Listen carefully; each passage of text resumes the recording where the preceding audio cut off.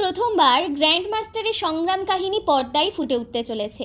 প্রতিকৃত বসুর পরিচালনায় উইন্ডোজ প্রযোজনা সংস্থার ছবি দাবারু মুক্তি পেতে চলেছে। ভারতের গ্র্যান্ডমাস্টার সূর্যশেখর গঙ্গোপাধ্যায়ের জীবন থেকে অনুপ্রাণিত এই ছবিতে রয়েছে একগুচ্ছ চমক। এই ছবিতে গুরুত্বপূর্ণ চরিত্রে অভিনয় করছেন ঋতুপর্ণা সেনগুপ্ত, চিরঞ্জিত চক্রবর্তী, দীপঙ্কর দে, কৌশিক সেন, শঙ্কর চক্রবর্তী এবং আরও অনেকে।